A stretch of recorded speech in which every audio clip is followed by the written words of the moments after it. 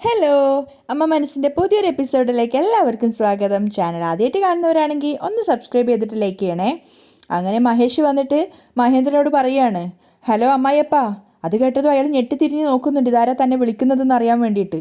മഹേഷിനെ കണ്ട ഉടനെ തന്നെ മഹേന്ദ്രൻ ഷോക്ക് ആവുകയാണ്. കാരണം ശ്രീലങ്കയിൽ ജയിലടച്ച മഹേഷ് എങ്ങനെ ഇവിടെ എത്തിയെന്ന് വിചാരിച്ചിട്ട്.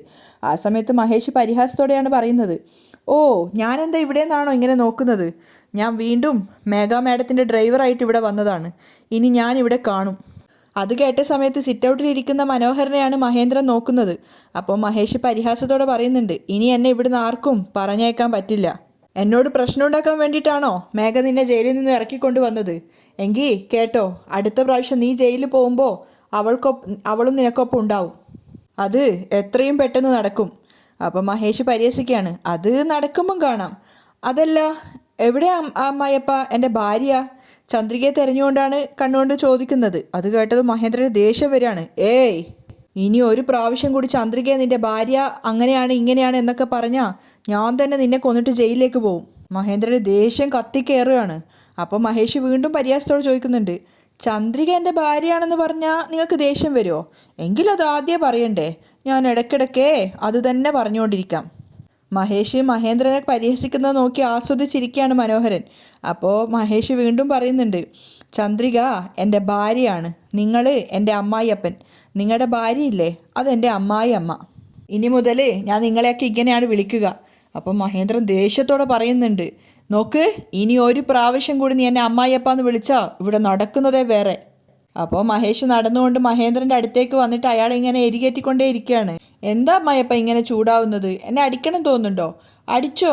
അമ്മായിയപ്പൻ്റെ കൈ കൊണ്ട് അടി വാങ്ങിക്കുന്നതും ഒരു സുഖമാണ് എന്നൊക്കെ പറഞ്ഞിങ്ങനെ പ്രവോക്ക് ചെയ്തുകൊണ്ടേ ഇരിക്കുകയാണ്. അതുകൊണ്ട് തന്നെ മഹേന്ദ്രൻ ദേഷ്യം പിടിച്ചിട്ട് കൈ നീട്ടിയിട്ട് മഹേഷിൻ്റെ കവിളിൽ അടിക്കാൻ നോക്കുകയാണ്. പക്ഷേ മഹേഷ് ആ കൈ തടഞ്ഞു വെക്കുന്നുണ്ട്. എന്നിട്ട് ബലമായിട്ട് അയാളെ കൈ ഇങ്ങനെ മുറുക്കെ പിടിച്ചിട്ട് പറയുന്നുണ്ട്, എന്താ അമ്മായിയപ്പ, തോളിന് മേലെ വളർന്ന മരുമകനെ അടിക്കുന്നത് തെറ്റല്ലേ? മഹേഷ് അങ്ങനെ പ്രതികരിക്കുന്ന മഹേന്ദ്രൻ ഒട്ടും പ്രതീക്ഷിച്ചിട്ടുണ്ടായിരുന്നില്ല. മഹേഷ് പറയുന്നുണ്ട്, ഇപ്പം നോക്കിക്കോ, എനിക്ക് നേരെ നീട്ടി ഈ കൈ ഞാൻ ഒടിച്ച് കാണിച്ചു തരാം എന്ന് പറഞ്ഞിട്ട് മഹേന്ദ്രൻ്റെ വലത് കൈ മഹേഷ് പിടിച്ച് ഒടിക്കുകയാണ്. മഹേന്ദ്രൻ വേദന കൊണ്ട് പൊളയുന്നുണ്ട്. ഇതൊക്കെ കണ്ട് മനോഹരൻ അവിടെ ഇരുന്ന് പുഞ്ചിരിക്കുകയാണ്. മഹേന്ദ്രൻ്റെ കൈ പിടിച്ചൊടിച്ചതിന് ശേഷം മഹേഷ് പിടിച്ച് അയാൾക്കൊരു തള്ളു കൊടുക്കുകയാണ്. അപ്പോഴേക്കും മഹേന്ദ്രൻ അവിടെ നിലത്ത് വീണിട്ടുണ്ടായിരുന്നു. അത് കണ്ടപ്പോൾ തന്നെ മനോഹരന് സന്തോഷാവാണ്. അടി സക്കേ.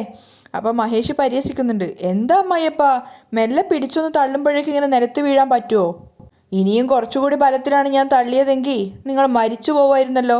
മഹേന്ദ്രൻ വീണ്ടും ദേഷ്യത്തോടെ എഴുന്നേറ്റിട്ട് പോയിട്ട് മഹേഷുമായിട്ട് തല്ലി പിടിക്കുകയാണ്. പക്ഷേ മഹേഷ് വിട്ടുകൊടുക്കുന്നുണ്ടായിരുന്നില്ല. അയാളുടെ പ്രായത്തെ പോലും ബഹുമാനിക്കാതെ വീണ്ടും കൈപിടിച്ച് തിരിച്ചിട്ട് വീണ്ടും തള്ളിയിടുകയാണ്.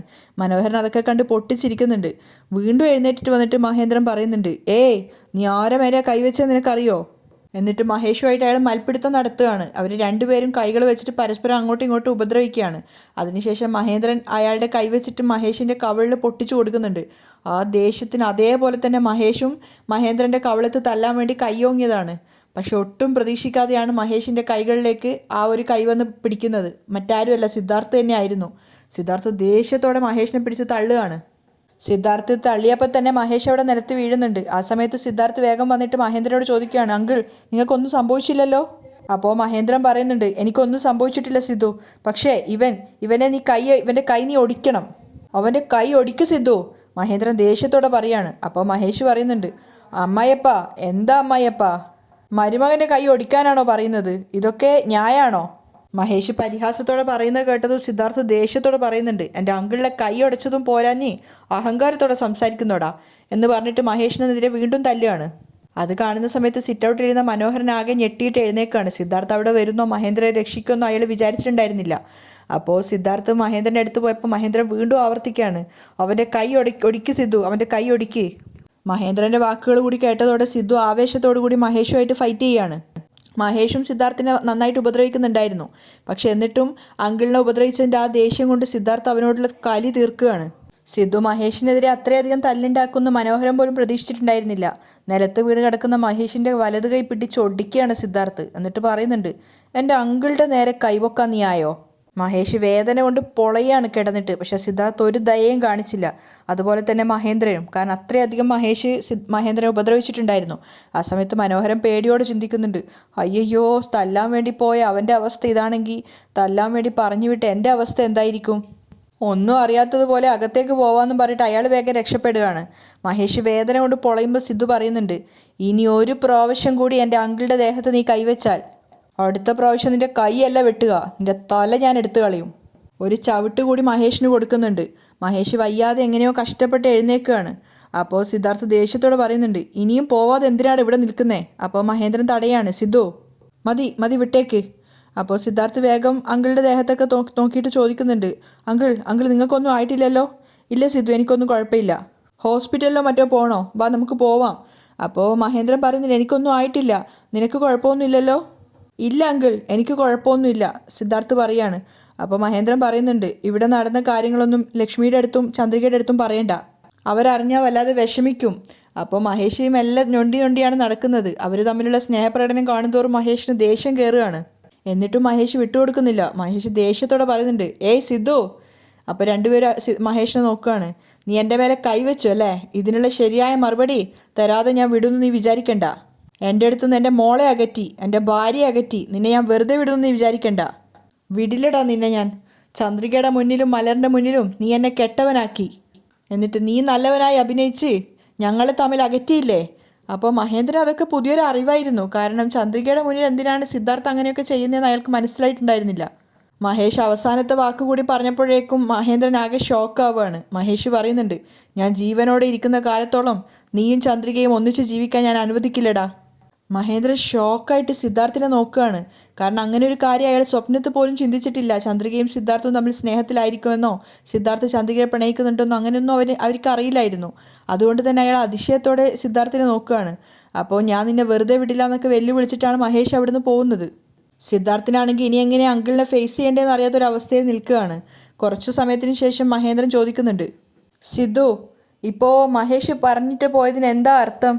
സിദ്ധു ഒന്നും പറയാതെ അദ്ദേഹത്തെ നോക്കുകയാണ്. അപ്പോൾ അദ്ദേഹം വീണ്ടും പറയുന്നുണ്ട്, സിദ്ധു ഞാൻ നിന്നോടാ ചോദിക്കുന്നത്, പറ. അപ്പോഴും അവനൊന്നും പറയാനാവാതെ തലതാഴ്ത്തിയിട്ട് ഭയത്തോടെ നിൽക്കുകയാണ്. അപ്പോൾ മഹേന്ദ്രൻ ചോദിക്കുന്നുണ്ട്, നീ ചന്ദ്രികയെ കല്യാണം കഴിക്കാൻ വിടില്ല എന്ന് മഹേഷ് പറഞ്ഞിട്ട് പോകുന്നു, പക്ഷെ അത് കേട്ടിട്ട് ഒന്നും പ്രതികരിക്കാതെ നീ നിൽക്കുന്നു. അപ്പോൾ അതിൻ്റെ അർത്ഥം എന്താ? വേറെ ആരെങ്കിലുമാണ് ഇങ്ങനെ തെറ്റായിട്ട് പറഞ്ഞതെങ്കിൽ അപ്പം തന്നെ നിനക്ക് ദേഷ്യം വരുമായിരുന്നല്ലോ.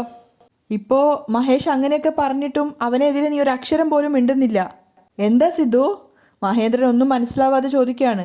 അപ്പോഴൊക്കെ സിദ്ധാർത്ഥ് തലതാഴ്ത്തി തന്നെ നിൽക്കുകയാണ്. അവസാനം അവൻ സങ്കടത്തോടെ പറയുന്നുണ്ട്, എന്താന്ന് വെച്ചാൽ മഹേഷ് പറഞ്ഞതിൽ സത്യമുണ്ട് അങ്കിൾ.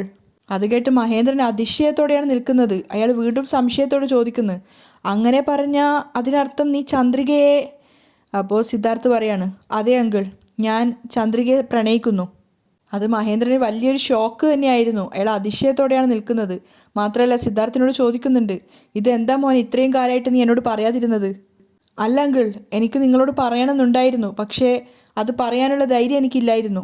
അപ്പോഴും മഹേന്ദ്രൻ പറയുന്നുണ്ട്, എന്തിനാ മോനെ, ഞാൻ നിൻ്റെ അടുത്തൊരു ഫ്രണ്ടിനെ പോലെയല്ലേ നിന്നത്, പിന്നെ എന്തിനാ എന്നോട് പറയാൻ നിനക്കിത്ര മടി? ചന്ദ്രിക കല്യാണം കഴിക്കാത്തൊരു പെണ്ണായിരുന്നെങ്കിൽ ഞാൻ എപ്പോഴോ നിങ്ങളോട് ഇത് പറയുമായിരുന്നു. പക്ഷേ ചന്ദ്രികയ്ക്ക് മുന്നേ തന്നെ കല്യാണമായി ഒരു കുട്ടിയുമായി. അങ്ങനെയുള്ള ചന്ദ്രികയെ ഞാൻ പ്രണയിക്കുന്നു എന്ന് പറഞ്ഞാൽ അത് ഏതർത്ഥത്തിലാണ് നിങ്ങൾ എടുക്കുക എന്നുള്ളൊരു ഭയമായിരുന്നു എനിക്ക്. സിദ്ധാർത്ഥ് പറഞ്ഞതൊക്കെ ശ്രദ്ധയോടെ കേട്ടതിന് ശേഷം മഹേന്ദ്രൻ പറയുന്നുണ്ട്, സിദ്ധു, ഞാൻ അങ്ങനെയുള്ള ഒരാളല്ല. അങ്ങനെയാണോ നീ എന്നെ കരുതിയത്? അപ്പോൾ വിഷമത്തോടെ സിദ്ധാർത്ഥ് പറയുന്നുണ്ട്, ഇല്ല അങ്കിൾ, ഞാനിത് നിങ്ങളോട് പറയാതിരുന്നത് വലിയൊരു തെറ്റ് തന്നെയാണ്. എന്നോട് ക്ഷമിക്കണം. അത് പോട്ടെ, സാരയില്ല.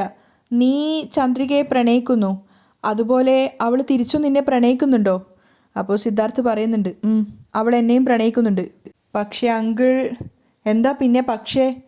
അത് പിന്നെ ഞങ്ങൾ രണ്ടുപേരും പ്രണയിക്കുന്നത് എൻ്റെ അമ്മയ്ക്ക് തീരെ ഇഷ്ടമല്ല. ഞങ്ങൾ പ്രണയിക്കുന്നത് എൻ്റെ അമ്മയ്ക്ക് എന്നോ അറിയുമായിരുന്നു. അമ്മയ്ക്ക് ഇഷ്ടമില്ലാതെ ഞാൻ ചന്ദ്രികയെ വിവാഹം കഴിക്കുകയാണെങ്കിൽ അമ്മ എനിക്ക് മുന്നിൽ വെച്ചിട്ട് ആത്മഹത്യ ചെയ്യുന്ന എന്നെ ഭീഷണിപ്പെടുത്തുകയാണ്. അതുകൊണ്ട് ചന്ദ്രിക എന്നെ സ്വീകരിക്കാൻ തയ്യാറാവുന്നില്ല അങ്കിൾ. അത് കേട്ടപ്പോൾ മഹേന്ദ്രനും പറയുന്നുണ്ട്, ഒരമ്മയായിട്ട് നോക്കുമ്പോൾ ജാനകി ഇത് സമ്മതിക്കുമെന്ന് എനിക്ക് തോന്നുന്നില്ല മോനെ. നീ ചന്ദ്രികയെ പ്രണയിക്കുന്നു എന്നറിഞ്ഞപ്പോൾ എനിക്ക് തന്നെ അത് വളരെ അതിശയമായിട്ട് തോന്നുന്നു. അപ്പോൾ സിദ്ധു ചോദിക്കുന്നുണ്ട്, അങ്കിൾ, നിങ്ങൾക്ക് എന്താ തോന്നുന്നത്? അത് കേട്ടതും മഹേന്ദ്രൻ അവനെ കെട്ടിപ്പിടിക്കുകയാണ്. എനിക്ക് സന്തോഷമാണ് മോനെ. സത്യം പറഞ്ഞാൽ ഞാനും ലക്ഷ്മിയും പലവട്ടം പറഞ്ഞിട്ടുണ്ട്, ചന്ദ്രികയ്ക്ക് നിന്നെപ്പോലൊരു ഭർത്താവിനെ കിട്ടുവാണെങ്കിൽ എത്ര നല്ലതായിരിക്കുമെന്ന്. ഈ വിഷയം ലക്ഷ്മിയോട് പറയുകയാണെങ്കിൽ അവൾ ഒത്തിരി സന്തോഷിക്കും മോനെ. അപ്പോൾ സിദ്ധാർത്ഥു സന്തോഷത്തോടെ പറയുന്നുണ്ട്, അങ്കിൾ എനിക്കിത് മതി അങ്കിൾ. എൻ്റെ മനസ്സിൻ്റെ പാതി ഭാരം കുറഞ്ഞതുപോലെ തോന്നുകയാണ്. പക്ഷേ അമ്മയെ വിചാരിക്കുമ്പോൾ എനിക്കൊരു പേടിയുണ്ട്. അപ്പോൾ മഹേന്ദ്രൻ സമാധാനിപ്പിക്കുകയാണ്, ഞാൻ ജാനകിയോട് സംസാരിക്കാം, നീ ഭയപ്പെടേണ്ട. എനിക്കൊരുപാട് സന്തോഷമായി അങ്കിൾ. സിദ്ധാർത്ഥ സന്തോഷത്തോടെയാണ് പറയുന്നത്. അപ്പോൾ മഹേന്ദ്രൻ മനസ്സ് തട്ടി പറയാണ്, ചന്ദ്രികയും നീയും ഒന്നിച്ചു ചേരണമെന്ന് ദൈവം നിശ്ചയിച്ചിട്ടുണ്ടെങ്കിൽ അത് ആരെക്കൊണ്ടും തടുക്കാൻ സാധിക്കില്ല. അയാൾക്കും വല്ലാത്തൊരു സന്തോഷം തോന്നുന്നുണ്ടായിരുന്നു. കാരണം തൻ്റെ മകൾക്ക് സിദ്ധുവിനേക്കാളും ആപ്റ്റായിട്ടുള്ള വേറൊരാളെ കിട്ടില്ല എന്ന് അയാൾക്ക് നന്നായിട്ട് അറിയായിരുന്നു. അയാൾ നേരെ ലക്ഷ്മിയുടെ അടുത്തേക്ക് അത് പറയാൻ വേണ്ടി പോവുകയാണ്. സിദ്ധാർത്ഥാണെങ്കിൽ സന്തോഷത്തിലാണുള്ളത്. വീട്ടിലെത്തിയപ്പോൾ തന്നെ മഹേന്ദ്രൻ ലക്ഷ്മിയോട് പറയുന്നുണ്ട്, എന്തെങ്കിലും മധുരം ഉണ്ടെങ്കിൽ കഴിക്കാൻ കൊടുക്കാൻ. ഇതെന്തിനാ ഇപ്പം മധുരം എന്ന് ചോദിക്കുന്നുണ്ട്. അപ്പോൾ സന്തോഷമുള്ളൊരു കാര്യം പറയാൻ വേണ്ടിയിട്ടാണ്. ഒന്നുമില്ലെങ്കിൽ പഞ്ചസാരയെങ്കിലും താന്ന് പറയും. അപ്പോൾ പഞ്ചസാര എടുത്ത് കൊടുക്കുകയാണ്.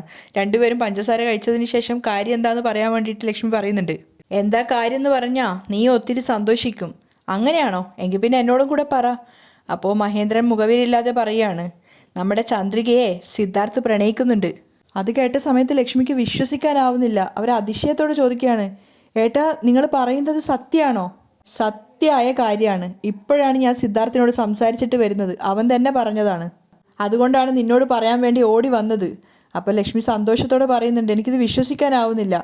അപ്പോൾ മഹേന്ദ്രനും പറയാണ്, എനിക്കും ഇത് കേട്ടിട്ട് വിശ്വസിക്കാനായിട്ടില്ല. പക്ഷേ സിദ്ധു വളരെ നല്ലൊരു പയ്യനാണ് ലക്ഷ്മി. എത്ര സന്തോഷത്തോടെയാണ് അവൻ ഇത് കാര്യം പറഞ്ഞതെന്നറിയോ? ഏട്ടൻ പറഞ്ഞത് ശരിയാ. കല്യാണം കഴിഞ്ഞ ഒരു പെണ്ണ്, അതും ഒരു കുട്ടിയുടെ അമ്മ, കല്യാണം കഴിക്കാൻ വേണ്ടി ആരായാലും ഒന്നുകൂടി ആലോചിക്കും.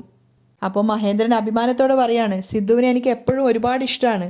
ഇപ്പം എൻ്റെ മനസ്സിൽ അവൻ എത്രയോ ഉയർച്ചയിലാണുള്ളത്. ലക്ഷ്മിയും പറയുന്നുണ്ട്, സത്യം പറഞ്ഞാൽ സിദ്ധുവിനെക്കുറിച്ച് ആലോചിക്കുമ്പോൾ തന്നെ വല്ലാത്തൊരു അഭിമാനം തോന്നുവാണ്. കുറച്ചു നേരം ആലോചിച്ചതിന് ശേഷം അവർ പറയുന്നുണ്ട്, അല്ല സിദ്ധു ചന്ദ്രികയെ പ്രണയിക്കുന്നുണ്ട്, പക്ഷേ ചന്ദ്രിക തിരിച്ച് സിദ്ധുവിനെയും പ്രണയിക്കണമല്ലോ. അപ്പോഴാണ് മഹേന്ദ്രൻ പറയുന്നത്, ചന്ദ്രികയും സിദ്ധുവിനെ പ്രണയിക്കുന്നുണ്ട്. അത് കേട്ടത് ലക്ഷ്മിക്ക് അതിശയം ഒന്നുകൂടെ കൂടുകയാണ്. സത്യമാണോ നിങ്ങളീ പറയുന്നത്? കല്യാണം തന്നെ വേണ്ട വേണ്ട എന്ന് പറഞ്ഞ് വാശി പിടിച്ച് നടന്ന കുട്ടിയല്ലേ. അങ്ങനെയുള്ള ആ കുട്ടി എങ്ങനെയായിരിക്കും സിദ്ധുവിനെ ഇഷ്ടപ്പെട്ടത്? അപ്പോൾ മഹേന്ദ്രൻ പറയാണ്, ഇതിൽ ആശ്ചര്യപ്പെടാൻ എന്താ ഉള്ളത്? സിദ്ധുവിനെ പോലെ നല്ലൊരു പയ്യനെ ആർക്കാണ് ഉപേക്ഷിക്കാൻ കഴിയുക? അപ്പോൾ ലക്ഷ്മി പറയാണ്, ഏട്ടൻ പറഞ്ഞത് ശരിയാണ്. ഇപ്പോഴാണ് മനസ്സിനൊരു സമാധാനമായത്. പക്ഷേ ഇതിലൊരു പ്രശ്നമുണ്ട് ലക്ഷ്മി. എന്താ? ജാനകിക്ക് സിദ്ധു ചന്ദ്രികയെ പ്രണയിക്കുന്നത് ഇഷ്ടമല്ല. അപ്പോൾ ലക്ഷ്മി സങ്കടത്തോടെ പറയുന്നുണ്ട്, ഏട്ടൻ്റെ പെങ്ങളോടൊന്ന് സംസാരിച്ച് നോക്ക്. ഞാനും അത് വിചാരിച്ചതാണ്, ജാനകിയോട് സംസാരിക്കണമെന്ന്. പക്ഷെ അതിനു മുന്നേ ചന്ദ്രികയോട് നമ്മൾ ഈ കാര്യം സംസാരിക്കണം. ചന്ദ്രിക അവളുടെ നാവ് കൊണ്ട് തന്നെ അവൾ സിദ്ധാർത്ഥിനെ പ്രണയിക്കുന്നുണ്ടെന്ന് പറഞ്ഞാൽ പിന്നെ ഒരു കുഴപ്പമില്ല. ഞാൻ തന്നെ ജാനകിയോട് സംസാരിച്ചോളാം. ശരിയാണ്. ചന്ദ്രിക വന്ന ഉടനെ അവളെയും കൂട്ടി ക്ഷേത്രത്തിലേക്ക് പോവാം. അവിടെ വെച്ച് സമാധാനത്തോടെ സംസാരിക്കാം. പെട്ടെന്ന് നമ്മൾ ചോദിച്ചാൽ അവളും ആകെ ഒന്ന് പരിഭ്രമിക്കും. നീ പറഞ്ഞത് ശരിയാണ്. ചന്ദ്രിക വന്നു കഴിഞ്ഞാൽ നമുക്ക് അവളെയും കൂട്ടി ക്ഷേത്രത്തിൽ പോയിട്ട് അവിടെ വെച്ച് സമാധാനത്തോടെ സംസാരിക്കാം. ചന്ദ്രിക വന്നതിന് ശേഷം അവളെയും കൂട്ടിയിട്ട് ക്ഷേത്രത്തിലേക്ക് വന്നിരിക്കുകയാണ് മഹേന്ദ്രനും ലക്ഷ്മിയും. അങ്ങനെ ക്ഷേത്രത്തിൻ്റെ പുറത്തെത്തിയപ്പോൾ ചന്ദ്രിക സംശയത്തോട് ചോദിക്കുന്നുണ്ട്, ഇതെന്താ പെട്ടെന്ന് ക്ഷേത്രത്തിലേക്ക് വന്നത്? അപ്പോൾ അതിന് മറുപടി പറയാതെ മഹേന്ദ്രൻ കുറച്ച് പൈസ എടുത്തിട്ട് ചന്ദ്രികയുടെ കൈ കൊടുത്തിട്ട് പുറത്തിരിക്കുന്ന ഭിക്ഷക്കാർക്ക് കൊടുക്കാൻ വേണ്ടി പറയുകയാണ്. ചന്ദ്രിക വേഗം അനുസരണയോടെ അത് അവർക്കൊക്കെ കൊടുക്കുന്നുണ്ട്. അതിനുശേഷം ക്ഷേത്രത്തിനകത്തേക്ക് പോയിട്ട് ദൈവത്തിൻ്റെ പേരിൽ തന്നെ അർച്ചന നടത്തുകയാണ്.